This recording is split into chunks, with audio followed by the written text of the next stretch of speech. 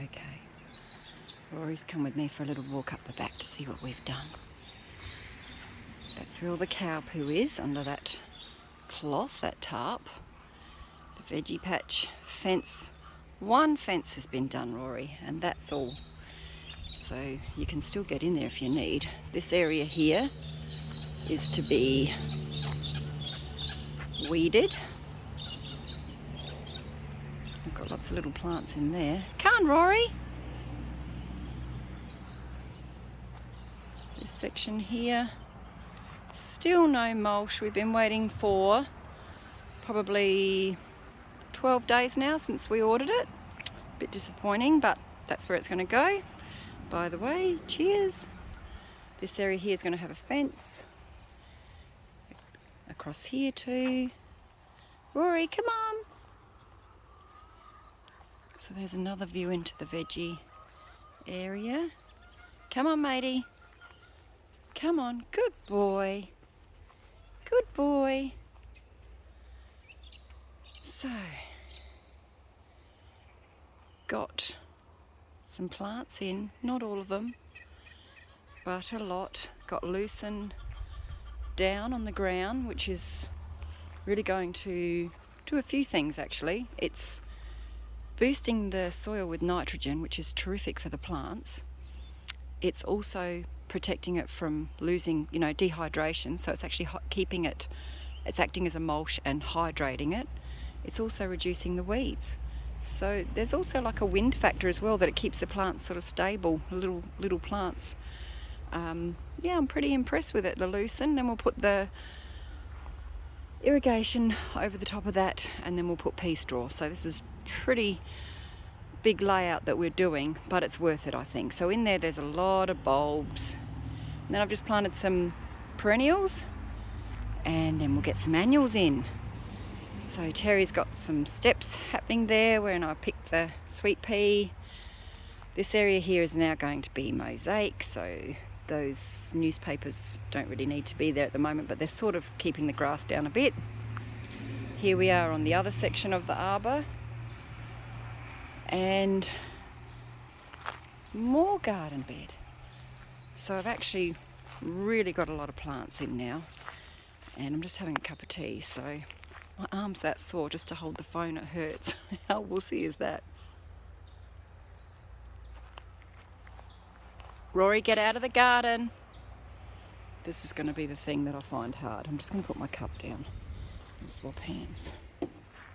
This is going to be what I find hard, because he's definitely a sniffer. He's not really a digger, but I don't want him wrecking my flowers. And we've also put borders up and, got some really clear boundaries now, so I don't want him to go rolling any of them and losing their shape. But Kookaburra's over there talking to us. Come on, Rory, go round the outside. Gonna come up the path? He knows where the path is. Let's see. Come on. Come up the path. Good boy. No. No. No. He's like, oh yes, that's right. Just piddle on my chrysanthemum. See, this is the thing. If these plants survive while he's up here, it'll be very interesting. So I got this area here all cleared of, come on Rory, get out of the garden. Got all this area cleared of the wood, and we've really now got truly 3 garden beds established. Well, 4 if you include the front area. And then along the creek, I've started planting some lucerne tree. I'm also getting some elderberry or elderflower plants. So here's a little lucerne tree. Oopsie, just there. Not very big, but that will become a living mulch for us. I've planted a walnut tree here in the back corner. It's not going to get heaps and heaps of light, but it's not safe for dogs. So what we're going to do is actually create a boundary that brings, right around where this tree would potentially grow, so that Rory can't get in there. And it's not growing near where the horses next door or sheep can get it either. Got the couple of loosened trees there.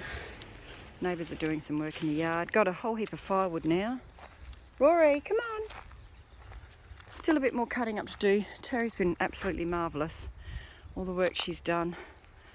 Got a compost that's starting up the back, still to be given borders and proper structure. And the pile is reduced, but it's also sort of grown because we're going through Gary's shed. And we've got a lot of stuff there, plus I've just made a big mess when I did my planting. Pallets will be probably utilised up in the compost bin, or for borders, or fencing. These two here are pea straw, so that'll be the last part of the story, where we put the mulch over the top of the plants, finally. And this is what I've been using for this big roll.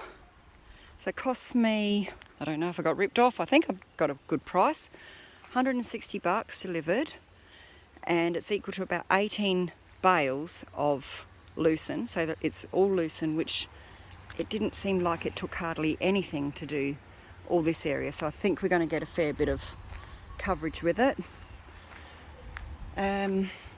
I think it might be going to rain, which is very exciting.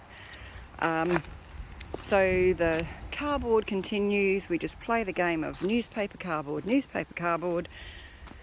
then we put the wood chip over the top of it, and then that stops the weeds. So now walking into the area where it gets the most shade.